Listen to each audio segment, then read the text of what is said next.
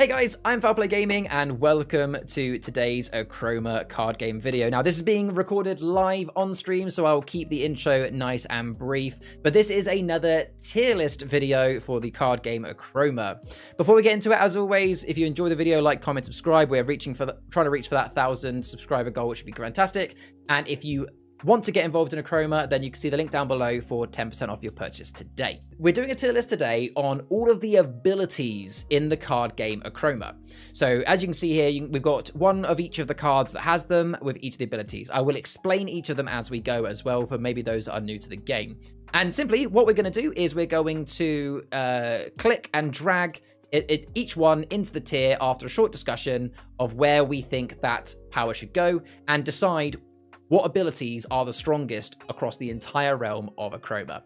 In terms of how the tiers are going to be, so S tier are abilities that are absolutely game-changing. They almost have no downside. A tier are cards that, very, very good, but, maybe they're a little bit more complicated to use, involve a little bit more thought. B tier are going to be things that, yeah, they're good, but they rely on lots of other cards to make them work. C tier is going to be things that are just kind of, yeah, I guess it could work once in a blue moon. Otherwise, it's not so bad.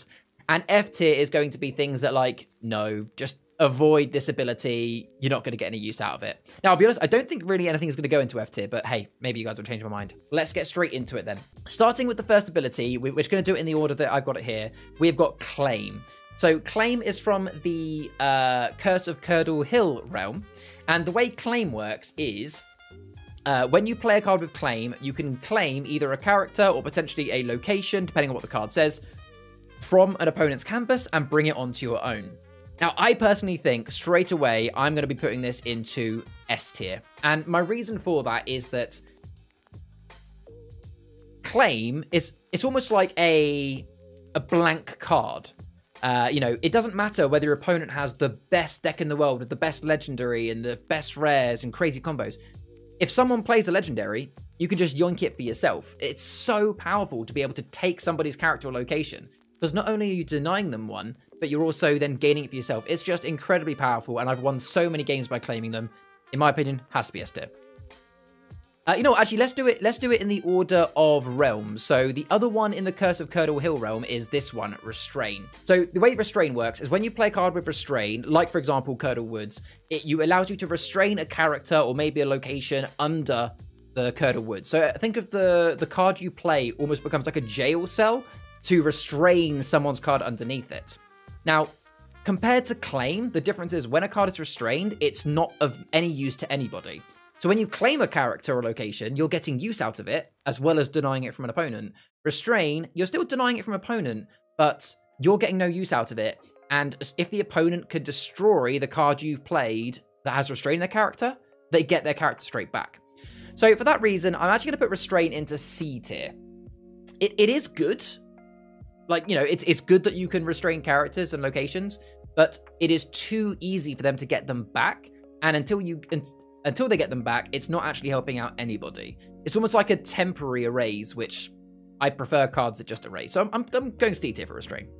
So next then, let's have a look at the abilities that come from Siege Draco Temple.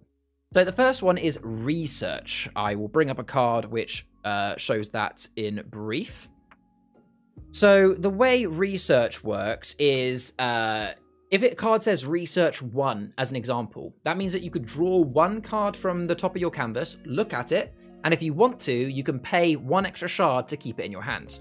Alternatively, you can put it back to the top of your deck. If you had a card that said, let's say, Research 3, you'd be able to draw 3 cards. You could pay up to 1 shard to keep each one. But let's say you put all 3 of them back. You can actually put them back in any order that you want.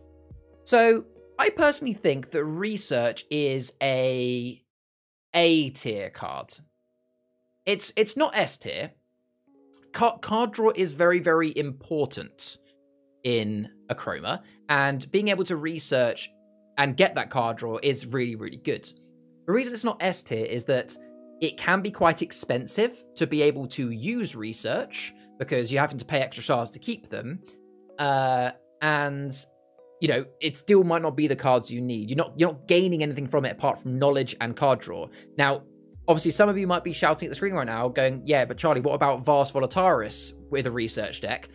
Absolutely. If you're using research specifically in a Vast Volataris deck, which I'm not going to explain the full importance of that deck now, but if I put that card on the screen, you can read it for yourselves. Yes, that is an incredibly powerful combo, but research by itself, just as a general ability, I'm going to go A tier. Still very, very, very good, but it's not S tier because you're not really getting anything back from it in terms of like any gain. And unless you're playing Vast Volataris, it's not really going to benefit you by having all those extra cards in your hand.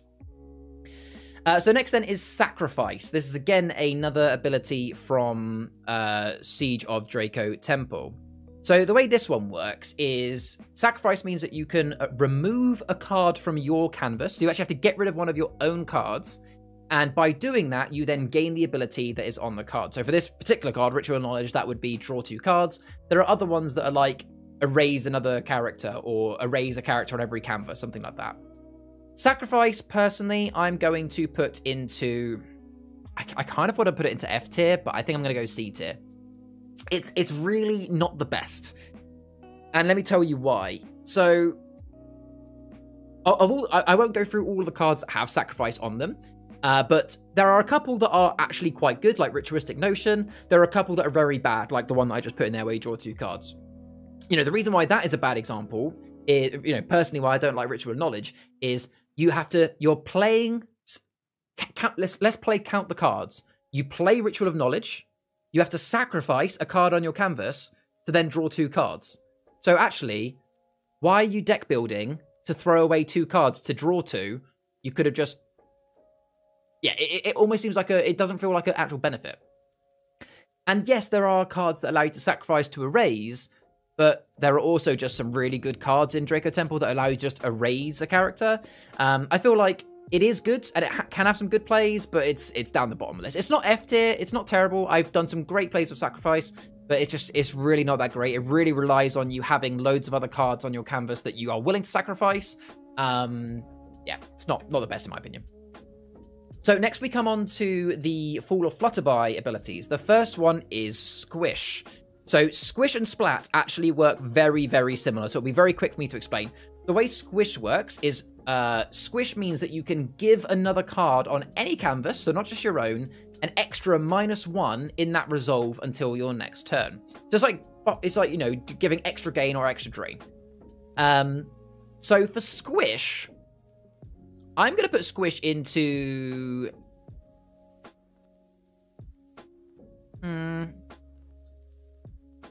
See, I'm conflicted, because Squish on its own doesn't end up being that useful. But I'll be honest, for those that have seen, I've been playing a King Craven deck recently that has a lot of Squish, and it has been dominating. So I don't want to say S tier, but I'm going to go... No, I'm going to go B tier. It can be really aggressive, it can be really great, but Squish does rely on you having other cards on your canvas to squish, so you have to make sure you have multiple cards out, and because it's a drain, not a steal, you're not actually gaining anything from it. So yes, it's great for those Achroma decks to drain to victory, but because you're not gaining much from it, and it relies on having other cards, I'm going to put it in B tier. Can be very strong, but does rely on a couple of things. Splat, however, I am definitely going to put into... I'm going to put it into S tier.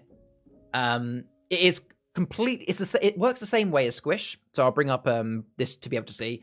It is the opposite. So where Squish is, you can give a drain to another character or location or object on any canvas. Splat is a gain. It gives that amount of gain to another character, location, object, whatever, on any canvas for that turn. It's an S tier because it is extra gain, which is obviously all, you know, doesn't matter what type of deck you're playing, extra shards is good. It also has the utility of you can actually splat someone else if you want to maybe do a bit of a bribe or a bit of a deal, especially in a team-based game. And you're getting so much value out of it because whether you're playing an Achroma deck or a Achroma deck, those shards are going to help you. And for those that know, Splat, I can't think of any card that has Splat that isn't just, it just pays for itself. It's just so strong. Splat is really, really good. It has to go to S tier. So next then we move into the Warriors of Wishwell abilities. So there are 3 that come with Warriors of Wishwell. The first one is Rage. So I'll bring that up on the screen for those that want to see. So here is Briscar v Berserker. So Rage allows a character with Rage can attack an additional time on its turn. So that means that it can attack once, and then it can attack again on that same turn. If you gave a character multiple rages, for example, Brascavi Berserker has Rage, you could also play another character like Brynhild of Brascavi that would give him another Rage, and you could play an action that rages. So you could even have that character attack 3 times. Now that sounds really powerful. You might be thinking, oh my gosh, S tier, because it can attack so many times. I'm actually going to put it into C tier, Rage. And here is why. The issue with Rage is that when you make the first attack, let's bring up Berserker as an example. When you do that first attack and you take damage, you keep that damage for your next attack. So let's say that Brascavi Berserker attacked a, let's say, Glass Eel. So a Glass Eel has 1, the Brascavi Berserker has 2, so Berserker wins the fight, but the Berserker is now down to 1 shard. So if he wanted to attack again now, he would actually die no matter what he attacked, which isn't good. The only thing that makes Rage powerful are 2 cards. You have a card called, I'll bring it up on the screen now, you have a card called Brascavi Rage, which allows characters on your canvas this turn to attack locations.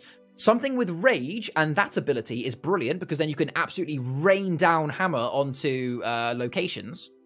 And the other one is your legendary Chieftain Snorre, who gives protection to all characters on the first attack each turn. So therefore, you can attack multiple times with characters, and because of protection, which we'll talk about in a minute, you'll be able to get those attacks off for free.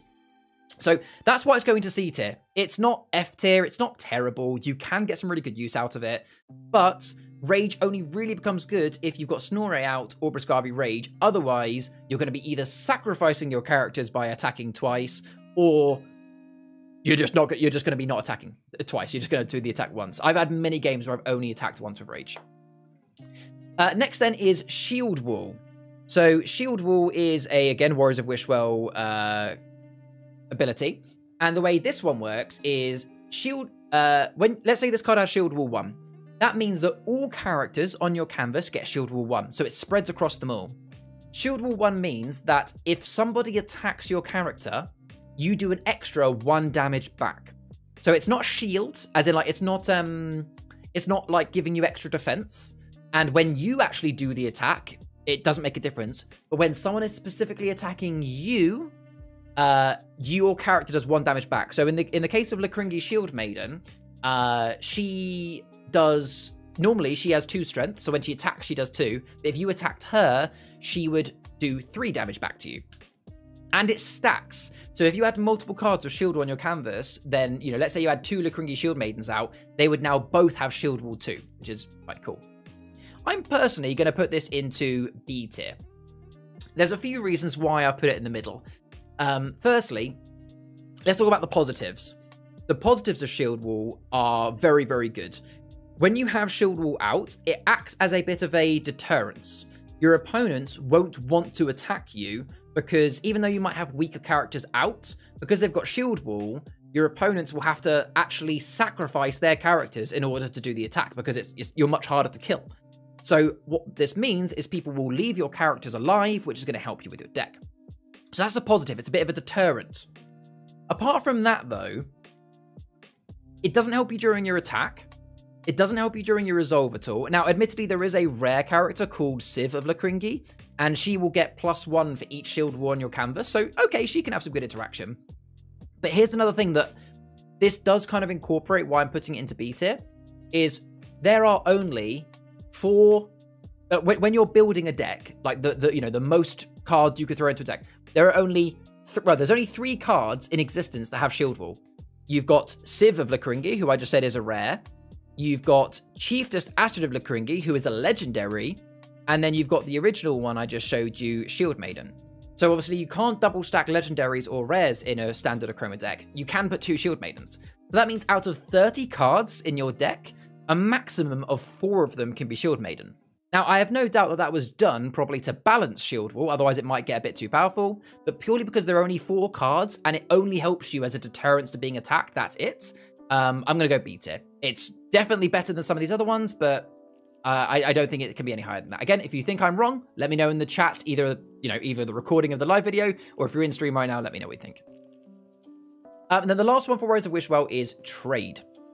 So, trading as an ability is not something that is new to Achroma with Warriors of Wishwell. In all of the other realms, you have the ability to trade at the start of your turn, and there are a few cards in other realms that have the trade action. But it is mostly a Warriors of Wishwell thing, because there are lots of cards in Warriors of Wishwell that use trade. For example, the action, as you can see there, is it is a uncommon one. Trader's Lifeline is the example there, which is until your next turn, whenever you trade, draw a card, and you may trade when you deploy this card. Now, there's lots of really cool cards for this. Trade, I'm going to put it into A tier. Obviously, you know, trading itself at the start and end of your turn is very good, as in I choose to trade.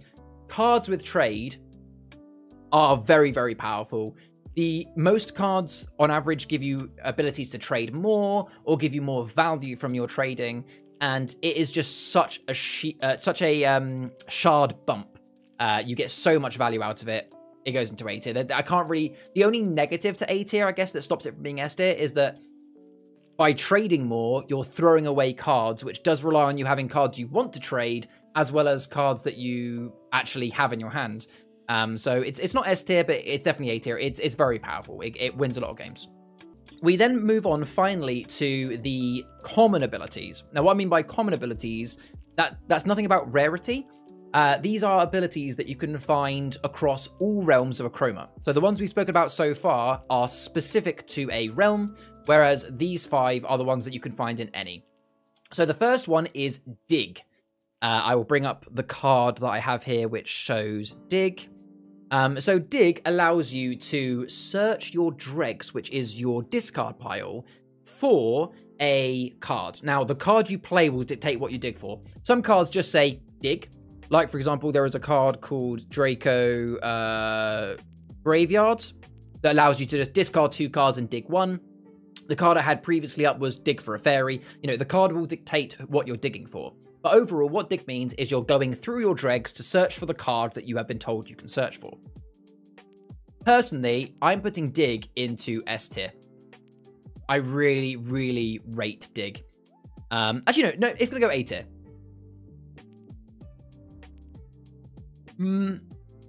Yeah, I'm going to go A tier. Here's why. So let's talk about the positive and negative. So what makes Dig very, very, very strong is it's a second chance.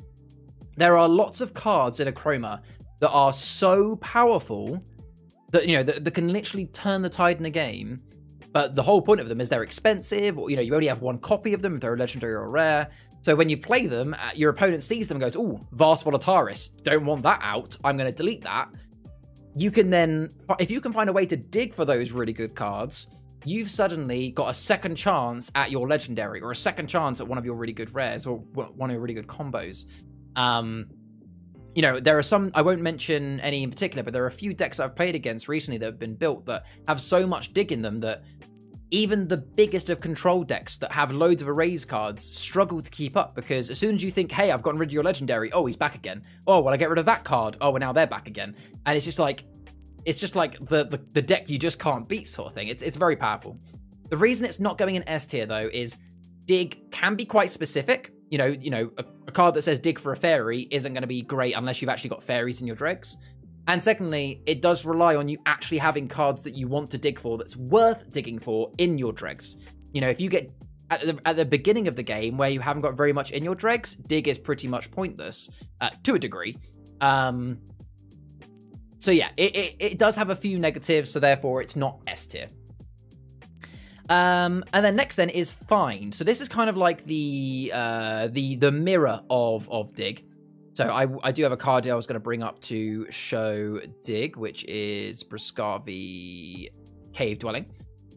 So this is called Find.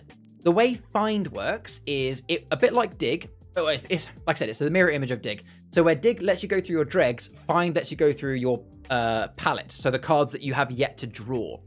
So again, these cards will have a bit of a indication of what you're looking for. So for example, this particular card allows you to find a Samir Troll with a shot value of 4 or less.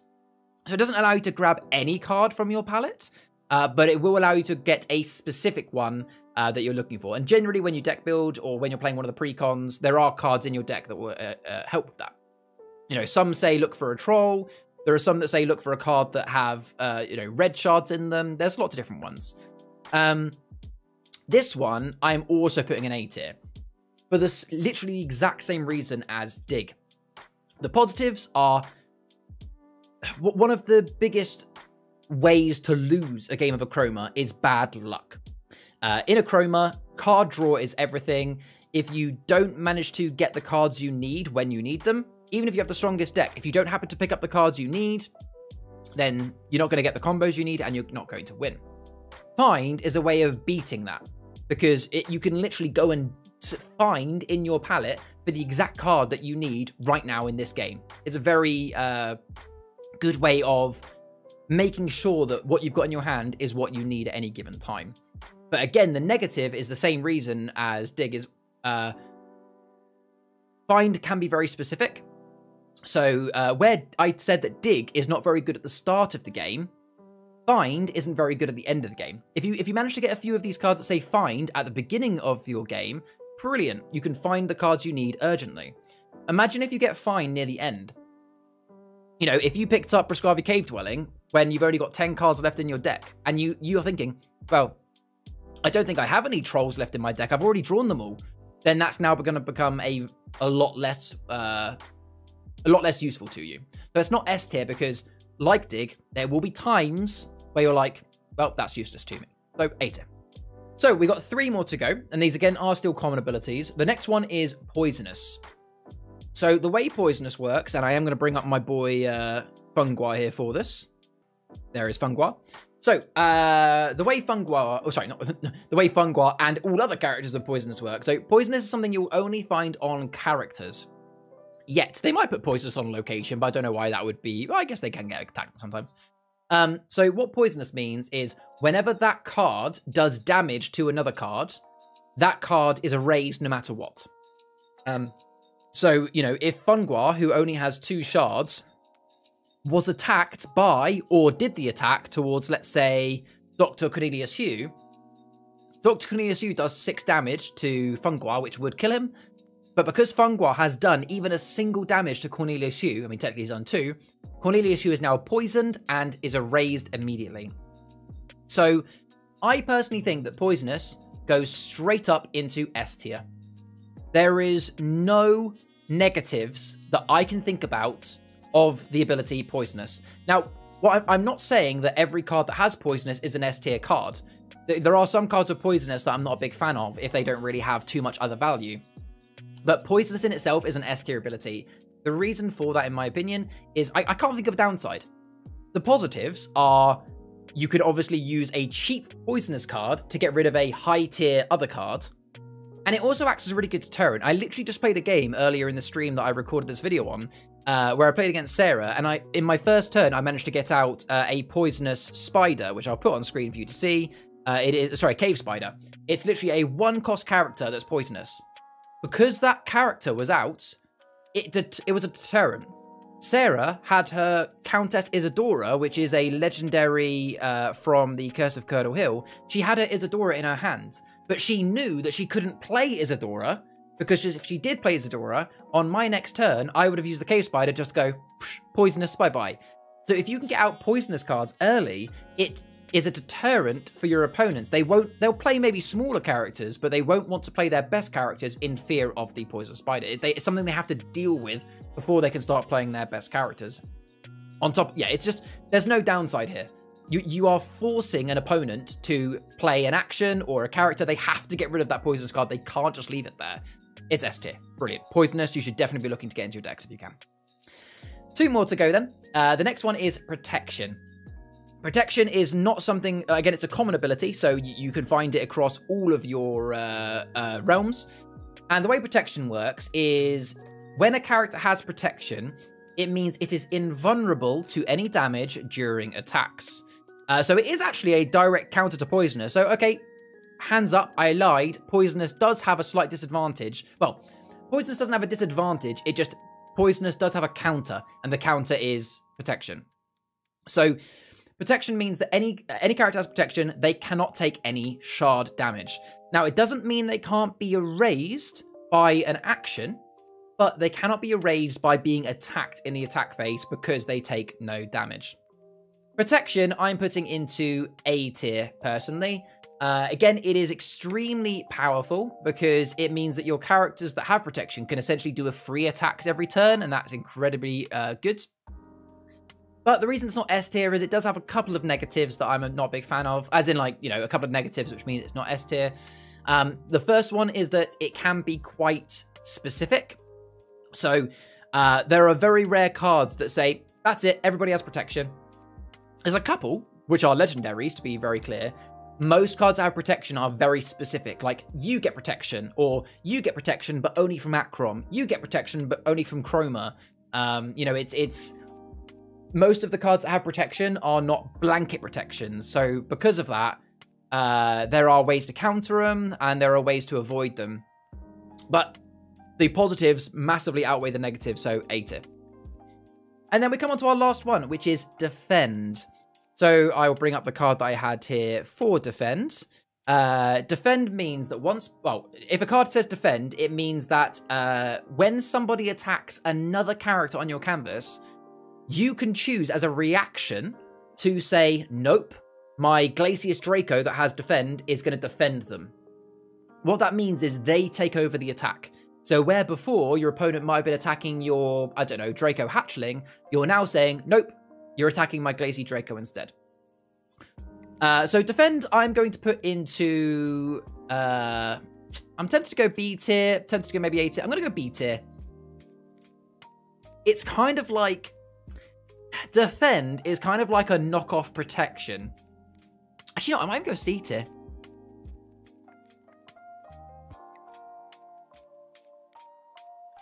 Yeah, I'm going to go C tier. And here's why. It is good. You know, if you... A common thing that I do is if you put out something like... As an example, let's say I had my legendary Curdle in my hand, and I wanted to play her, but I was worried that somebody might attack her next turn.